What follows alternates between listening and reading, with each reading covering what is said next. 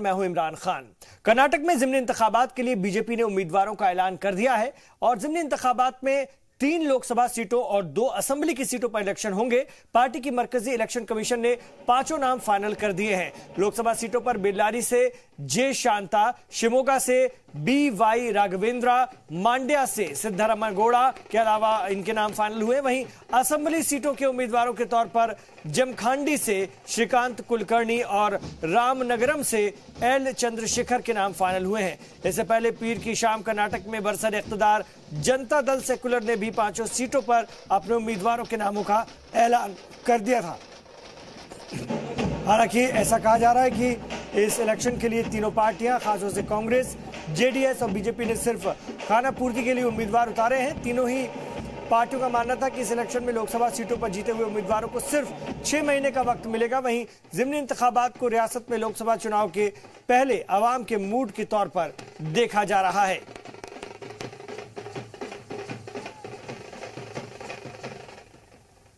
कर्नाटक में 3 लोकसभा और 2 असेंबली सीटों के लिए ज़िमनी इंतखाबात होने हैं। 3 नवंबर को वोटिंग होगी और 6 को नतीजे आएंगे। इसके लिए रियासत में सियासी हलचल भी तेज हो चुकी है। कर्नाटक की इत्तेहाद वाली सरकार है। वजीर आला HD कुमारस्वामी की अहलिया अनीता को रामनगर असेंबली सीट से जनता दल S ने उम्मीदवार बनाया है, तो दूसरी तरफ बीजेपी के स्टेट चीफ BS येदुरप्पा के बेटे राघवेंद्र शिवमोगा से लोकसभा का इलेक्शन लड़ने जा रहे हैं। अनीता कुमारस्वामी के खिलाफ बीजेपी ने L चंद्रशेखर को उम्मीदवार बनाया है। वो अपना नॉमिनेशन भी दाखिल कर चुके हैं। जनता दल S के शिवराम गिगड़ा मांड्या लोकसभा सीट से इलेक्शन लड़ेंगे और इस सीट के साथ खास बात यह है कि इसे वोक्कालिंगा तबके का गढ़ माना जाता है। वहीं बेल्लारी लोकसभा सीट से कांग्रेस ने अपना उम्मीदवार तय कर लिया है। यहां पार्टी के सीनियर लीडर VS उग्रप्पा मैदान में होंगे।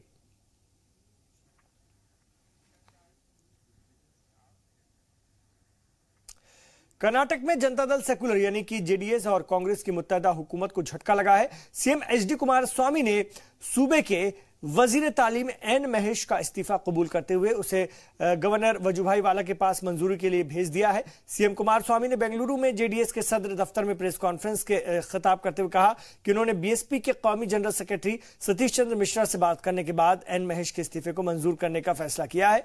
BSP MLA N महेश का इस्तीफा ऐसे वक्त में आया है जब मुल्क के 5 सूबों में कुछ रोज में असेंबली इंतखाबात होने हैं। BSP सुप्रीमो मायावती ने कांग्रेस के साथ इन सूबों में इत्तेहाद से इनकार कर दिया है। महेश के इस्तीफे को भी इससे जोड़कर देखा जा रहा है। आपको बता दें कि N महेश कुमारस्वामी काबीना में बहुजन समाज पार्टी कोटे के इकलौते वजीर थे। उन्होंने निजी वजूहात का हवाला देते हुए 11 अक्टूबर को अपने ओहदे से इस्तीफा दे दिया था। हालांकि इस्तीफा देते वक्त महेश ने कहा था कि उनकी हिमायत कर्नाटक में बरसरे इख्तिदार इत्तेहाद को जारी रहेगी।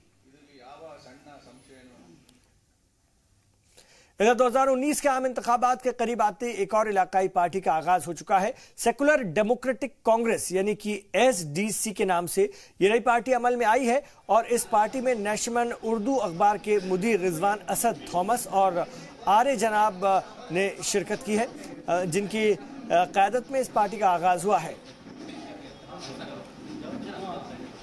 70 साल से देखते आ रहे हैं जो हर वक्त हमको आके झूठे वादे करते हैं, इंतखाबात के टाइम पे उसमें भूल जाते हैं और बहुत से रिफॉर्म्स है जो करना चाहिए, कोई नहीं कर रहा है। और हम ये नहीं करेंगे हम आके कल ही कर देंगे। हम इसलिए इस पार्टी खोले हैं कि ताकि फ्यूचर अच्छा हो, एक 5-6 साल या 10 साल डाउन द लाइन।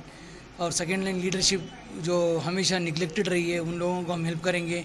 और आगे वाली नस्ल, that's the future of the India, वो नस्ल को हम ऐसी ट्रेनिंग देके ऐसे कैंडिडेट्स खड़ेंगे जो कम्युनलिज्म नहीं रहना, जो सेक्युलर रहना और जो कुछ करने का एक जज्बा रहना, तभी लेना है। सब लोग को देना पार्टी और पैसे दे के लेना, पैसे से काम करना पॉलिटिक्स नहीं है।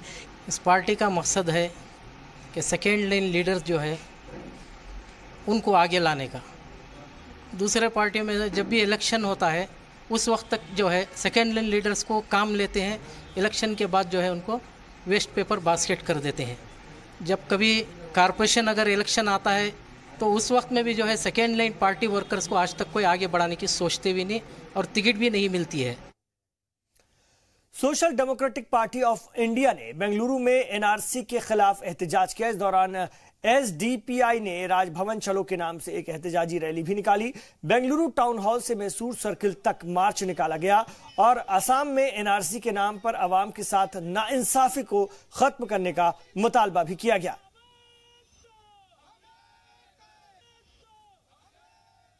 स्पेशली जो असम का एनआरसी के रिलेटेड हमारा डिमांड ये है कि इमीडिएट एनआरसी को रद्द किया जाए और जितने भी 40 लाख शहरियों को जो हिंदुस्तानी नहीं है कर जो डिक्लेयर किया गया है, इनको इमीडिएट उनके डॉक्यूमेंटेशंस को सही किया जाए और उनको हिंदुस्तानी कर करार देकर उनको हिंदुस्तान का सिटीजनशिप दिया जाए और उनकी पूरी जो फैसिलिटीज है उनको दिया जाए। ये हमारा social democratic party of India का डिमांड है। ये एनआरसी का जो मुद्दा लेकर जो केंद्र सरकार जो गरीब असम मजबूर मुसलमानों के और दलितों को लेकर ये एनआरसी का जो मुद्दा उठाकर है, ये मुद्दे के खिलाफ social democratic party of India आज हिंदुस्तान में बड़े बड़े शहरों में हर डिस्ट्रिक्ट में जो है आज हमारा एक राजभवन चलो एक मार्च था और उसी के सिलसिले से हम टाउन हॉल से लेकर मैसूर सर्कल तक, मैसूर बैंक सर्कल तक हम लोग मार्च किए हुए हैं। इधर सबरीमाला मंदिर में खवातीन के दाखिले को लेकर हंगामा बरपा हुआ है और जो खत्म होने का नाम ही नहीं ले रहा है। कल ये मामला उस वक्त और गर्म हो सकता है जब बुध की सुबह 5:30 बजे अकीदतमंदों के लिए खुलेंगे दरवाजे और उसमें खवातीन भी शामिल रहेंगी। दरअसल सुप्रीम कोर्ट के हुक्म के बाद से कल से खवातीन की सबरीमाला मंदिर में गर्भगृह में एंट्री हो जाएगी, लेकिन कोर्ट के इस फैसले के खिलाफ हंगामा जारी है। भारत के सबरीमाला मंदिर में खवातीन के दाखिले की उल्टी गिनती शुरू हो गई है। गुज़िश्ता माह सुप्रीम कोर्ट ने हर उम्र की खातून को मंदिर में दाखिले की इजाजत दे दी थी। बुध को सुबह 5:30 बजे मंदिर के दरवाजे अकीदतमंदों के लिए खुल जाएंगे, क्योंकि कल से सबरीमाला के अयप्पा मंदिर में पूजा शुरू हो रही है। लेकिन इस बीच त्रावणकोर देवास्वम बोर्ड ने कई फरीकों के साथ गुफ्तगू की है। केरल के सीएम पी विजयन ने भी वाजे किया है कि सुप्रीम कोर्ट के हुक्म को मंदिर में नाफिज किया जाएगा, जिसके लिए खास इंतजामात किए गए हैं। लेकिन इससे पहले हंगामा जारी है। सबरीमाला मंदिर की तरफ जा रही खवातीन को रोका जा रहा है और बीजेपी कोर्ट के फैसले के खिलाफ रैली निकाल रही है। ये विश्वास का प्रॉब्लम है। हम सुप्रीम कोर्ट को माना जाता हूँ, उसमें कोई प्रॉब्लम नहीं, लेकिन Supreme Court Indian Penal Code में किसके बारे में देखता हूँ, ये तो विश्वास का ऊपर है। विश्वास और ये दोनों मिलता ही नहीं कभी कभी। सुप्रीम कोर्ट के इस फैसले ने रियासत के लोगों को 2 ग्रुपों में बांट दिया है। सुप्रीम कोर्ट के हुक्म के बावजूद मंदिर में खवातीन जा पाएंगी या नहीं, अभी भी तज़ब्ज़ुब बरकरार है। लेकिन एहतजाजियों ने धमकी दी है कि वो खवातीन को मंदिर अहाते में दाखिले की इजाज़त नहीं देंगे। इस मामले पर सबसे अहम रुख है बीजेपी का, क्योंकि मुस्लिम खवातीन के 3 तलाक मामले पर अदालत के फैसले की वकालत करने वाली बीजेपी का इस मामले पर नजरिया बदलता नजर आ रहा है। बीजेपी की क़यादत में रियासत की हजारों अकीदतमंद औरतें मुजाहरा कर रही हैं। More than temples, Shastra temples in India. Why they are forced to come to Sabrimala? Why? So there is no need. They need to go. There is they go to temple. There is many temple in India. Why Sabrimala to choose? Actually, it's a message to save Sabrimala against the government rules. Because the government has not filed the ordinance against the entry of the women between a particular age group. We are against that because we have to maintain. From years we are hearing that in between age group women are not allowed to enter the temple. We are ready to believe that we are the devotees. We don't want to break the devotees. Temple belongs to Tandri, belongs to devotees, not for the government. इस मामले को BJP ने तब और गर्म कर दिया था जब एक बीजेपी हामी अदाकार ने औरतों के दाखिले पर तल्ख अल्फाज की झड़ी लगा दी थी। कोल्लम तुलसी ने यहाँ तक कह दिया कि जो औरतें मंदिर में दाखिल होने की कोशिश करें उनके 2 टुकड़े कर दो, जिसमें एक हिस्सा दिल्ली तो दूसरा सीएम की रिहाइशगाह में फेंकना पड़ेगा।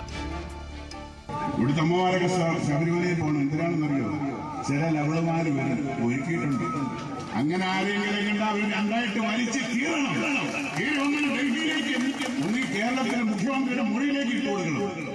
നിങ്ങളാരും പോകില്ലെന്ന് എനിക്കറിയാം. കാര്യം നിങ്ങൾ വിവരവും വിദ്യാഭ്യാസവും സംസ്കാരവും അറിവുള്ളവരാണ്, കാര്യങ്ങൾ തിരിച്ചറിയുന്നവരാണ്.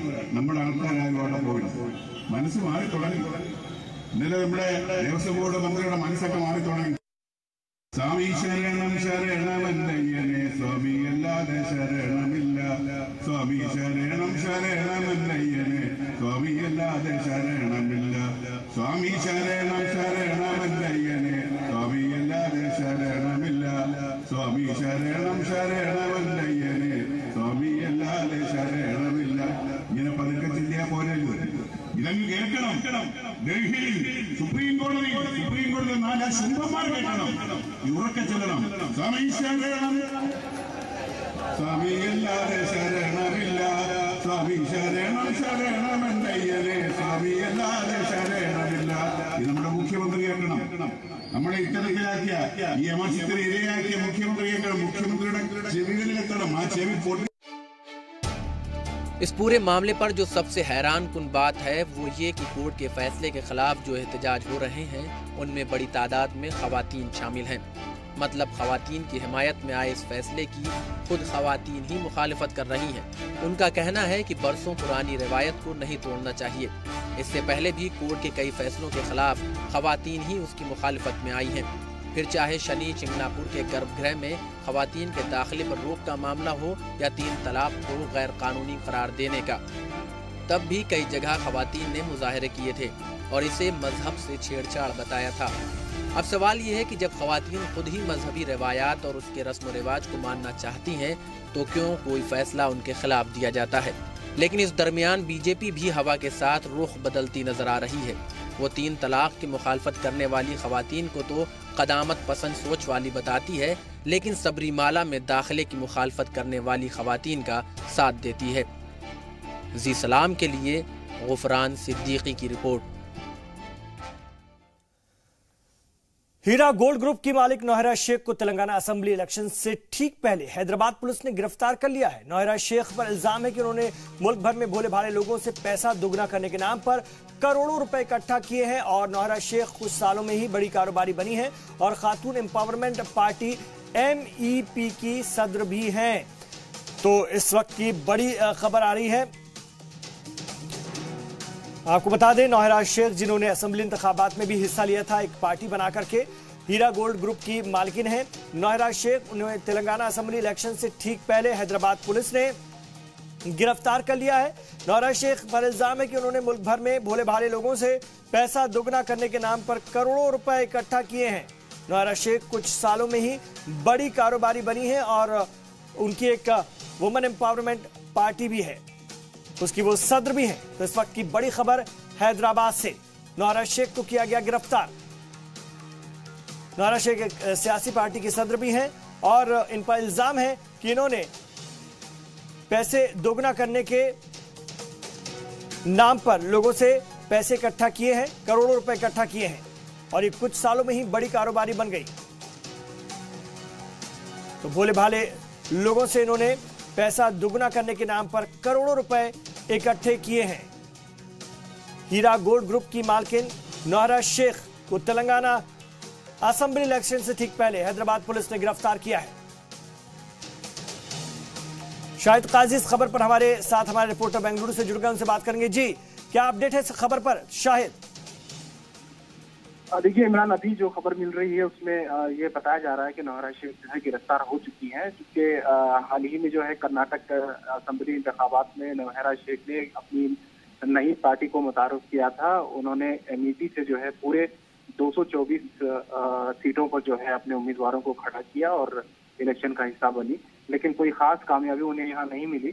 लेकिन इसके बाद जिस तरह से उनकी कंपनी के हालात है, उसमें जिस तरह से रिटर्न जो कि मुनाफे के जो हिस्सेदार होते हैं जी, मुनाफा मिलने में जो ताखीर हो रही थी, इस वजह से वो सुर्खियों में आ चुकी थी। कई लोग जो है नाराज थे और एहतजाज कर रहे थे। लेकिन वक्तन फक्तन जो है नौहरा शेख ने जो है अपने बयानात के जरिए अपने इन्वेस्टर को ये दिलासा कि वो जो भी इन्वेस्टमेंट है उनका वो ज़ाया नहीं जाएगा और उन्हें कोई धोखा नहीं होने वाला है। कंपनी में उतार चढ़ाव होते हैं तो उनको रिटर्न्स मिलेंगे, उन्हें कोई किसी तरह का धोखा नहीं होगा। लेकिन इसके बावजूद भी लोग जो हैं तकरीबन 2-3 महीने के बाद जब उन्हें जो रिटर्न, जो मंथली रिटर्न होता है वो नहीं मिला। तो उसके बाद जो है लोग बहुत ज्यादा उसमें घबरा गए और कई शिकायतें हुई। और उसके बाद जो है पूरे हिंदुस्तान ही नहीं बल्कि उनका बहुत बड़ा कारोबार है, पूरी दुनिया में उनका बिजनेस जो है फैला हुआ है। लेकिन देखना था कि नौहरा शेख हमेशा ये कहती रही कि वो किसी भी तरह के इलीगल काम में मुलविस नहीं है और उनका पूरा इन्वेस्टमेंट जो है वो पूरा ईमानदारी से किया हुआ बिजनेस है। वो बहुत जल्द जो है रिटर्न भी आएंगे और किसी तरह का धोखा जो है उनके तरफ से अवाम को नहीं मिलेगा। लेकिन देखने वाली बात होगी कि जिस तरह से इलेक्शन से पहले ये गिरफ्तारी हुई है, क्या हैदराबाद से उनकी चूंकि गिरफ्तारी हुई है तो तेलंगाना में भी वो अपनी पार्टी की किस्मत आजमाने के लिए वहां पर भी क्या इलेक्शन की तैयारी में थी? बिल्कुल, देखिए जराये के मुताबिक पता चला था कि वो पूरे 119 सीटों पे जो है अपने उम्मीदवार, जिस तरह से कर्नाटक में वो इलेक्शन लड़ी थी उसी तरह से जो है तेलंगाना में तैयारी की। ये ही मुमकिन है कि एक सीट हो सकता है नौहरा शेख की गिरफ्तारी, क्योंकि बिल्कुल करीब जो है उनकी गिरफ्तारी कहीं ना कहीं सियासी जो है दुश्मनी का भी एक ठीक है। शुक्रिया आपका शाहिद काजी इस पूरी जानकारी के लिए बेंगलुरु से। मारूफ समाजी इदारे मां वेलफेयर ट्रस्ट और मुंबई की मारूफ समाजी कारकुन शबनम शेख ने महकमा पुलिस में नुमाया कारकर्दगी करने वाले अफसरान और समाजी कारकुनान को महात्मा गांधी अवार्ड से नवाजा। इस मौके पर शबनम शेख ने कहा कि वो पूरे मुल्क में कौमी यकजहती और समाज की खिदमत करने वालों को एजाज देने का सिलसिला शुरू कर रही हैं और इसी की एक कड़ी के तौर पर आज ये तकरीब मुनक्किद की गई है। और जो ये अवार्ड की बात है ये मैं हर साल देती हूँ और ये उन दिग्गजों को दिया जाता है, उन सोशल वर्कर्स को दिया जाता है जिन्होंने सचमुच सोशलिज्म में कुछ काम किया है, ना कि वो ढोंगी नेताओं और कॉरपोरेशन की कॉरपोरेटर्स की तरह खाली बोलबोल किया और काम कुछ नहीं किया। महात्मा गांधी सम्मान अवार्ड मैं उन्हीं लोगों को देती हूँ जिनका प्रोफाइल उस लायक हो के इसने इतनी मेहनत की, इसने इतना अच्छा देश के लिए काम किया है। अभी हमें 12 पुलिस ऑफिसर को दिए हैं और 5 हमें नाड़ापुर केंपेगौड़ा परिषद वालों को दिए हैं। लेकिन क्योंकि रिहब सेंटर में जो बनाएंगे तो बहुत गरीबों के लिए और जैसे जो नशा मुक्त करने के लिए जो लोग माँ को ना समझ रहा, बहन को ना समझ रहा, मार रहा, गाली कर रहा, नशा के लिए वजह से वैसे लिए एक रिहब सेंटर बना के आप यहाँ पे बहुत अच्छा काम करने वाले हैं। इधर कर्नाटक की राजधानी बेंगलुरु के एक स्कूल में दिल दहला देने वाला मामला सामने आया है, जहां पर 6 लोगों के ग्रुप ने एक स्कूल के प्रिंसिपल की 20 तलबा के सामने धारदार हथियार से उसका कत्ल कर दिया। वाकये के वक्त प्रिंसिपल क्लास में पढ़ा रहे थे और इसी दौरान 6 लोगों के ग्रुप ने उन पर हमला कर दिया। पुलिस के मुताबिक अग्रहारा दसरहल्ली उपनगर में हवानूर पब्लिक स्कूल के प्रिंसिपल रंगनाथ 10वीं के तलबा को पढ़ा रहे थे और तभी एक ग्रुप क्लास में दाखिल हुआ और उनका धारदार हथियार से कत्ल कर दिया। पुलिस ने बताया कि बाद में वो एक कार में फरार हो गए जिससे कि वो स्कूल में आए थे। हालांकि पुलिस ने मुस्तैदी दिखाते हुए ग्रुप के एक मेंबर को बाद में महालक्ष्मी इलाके से पकड़ लिया। उसने पुलिस पर हमला किया जिसके बाद पुलिस की गोली से उसके पैर में चोट आई है। बाद में उसे अस्पताल ले जाया गया। पुलिस को संदेह है कि कत्ल के पीछे स्कूल की इमारत से जुड़ा जमीनी तनाजा भी हो सकता है।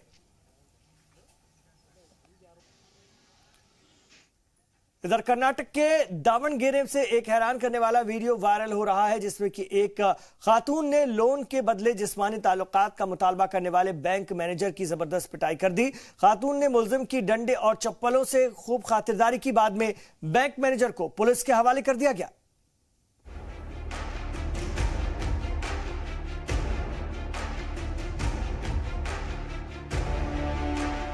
मुल्क में जहां एक तरफ खवातीन मीटू कैंपेन के जरिए अपने खिलाफ होने वाले जिनसी इस्तेहसाल और हिरासा करने की कोशिशों के वाकयात को सोशल मीडिया पर शेयर कर रही हैं, वहीं दूसरी जानिब कर्नाटक का एक वीडियो सोशल मीडिया पर बहुत तेजी से वायरल हो रहा है, जहां एक खातून ने सोशल मीडिया पर अपनी आप बीती शेयर करने के बजाय बिला ताखीर फैसला ऑन द स्पॉट कर दिया। खातून ने जिस्मानी ताल्लुकात कायम करने का मुतालबा करने वाले शख्स को अच्छा सबक सिखाया और उसकी डंडे और चप्पल से बुरी तरह पिटाई कर दी। मामला कर्नाटक के दावणगेरे का है। दरअसल खातून ने DLHF बैंक में 2 लाख रुपए लोन के लिए दरखास्त दी थी। वहां मैनेजर ने बुरी नीयत से खातून को हाथ लगाया और कहा कि अगर वो अपना लोन अप्रूव करवाना चाहती है तो उसे पहले उसके साथ जिस्मानी ताल्लुकात बनाने होंगे। गुस्साई खातून ने बैंक मैनेजर के शर्ट का कॉलर पकड़ा और उसे बैंक के अंदर से बाहर खींच कर लाई। उसने डंडा उठाया और बैंक मैनेजर को पीटना शुरू कर दिया। खातून ने मुलजिम को लात, घूंसे और चप्पलों से भी पीटा।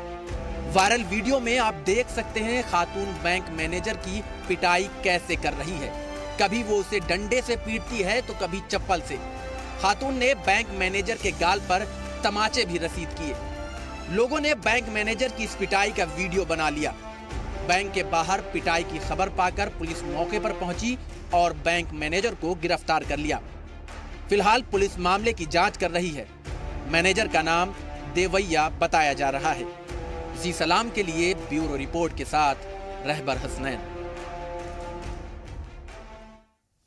मौसम में हो रहे बदलाव से बीमारियों का दौर भी शुरू हो गया है और हल्की हरारत से शुरू होने वाली परेशानी धीरे धीरे डेंगू, चिकनगुनिया जैसी बीमारियों को दावत देने लगी है। हालांकि डॉक्टर्स इसकी एक वजह गंदगी भी बता रहे हैं। हैदराबाद के अस्पतालों में तेजी से बढ़ रही मरीजों की तादाद को देखते हुए उन्होंने जरूरी हिदायत भी जारी कर दी है। इस मामले में फीवर स्पेशलिस्ट डॉक्टर शंकर का कहना है कि अपने आसपास सफाई पर नजर रखें और साथ ही 3 दिन से ज्यादा बुखार होने पर तुरंत चेकअप करवाएं। Due to fluctuations in the temperatures, sometimes morning heat and afternoon in the nights in the cold, generally viral will be more towards the temperature falling down around 12 to 20 degrees in between, and if is humidity in the air, definitely viral is fevers are more increasing in the viral. There is simple viral flu fevers. Lot of cases are simple viral fever only. Another is dengue. Dengue also is a viral disease, and chikungunya and swine flu and influenza fevers.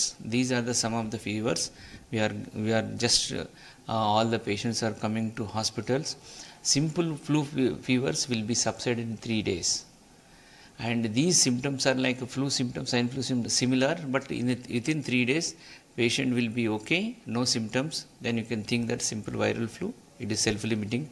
If it's after 3 days also fever increases and running nose and cold cough increases and breathing problem and vomiting, loose motion, you can strongly suspect swine flu and you should get admitted in the hospital and it should be tested and isolated, treated accordingly. तो इन तमाम खबरों पर हमारी नजर बनी हुई है। आप रहिए जी सलाम के साथ।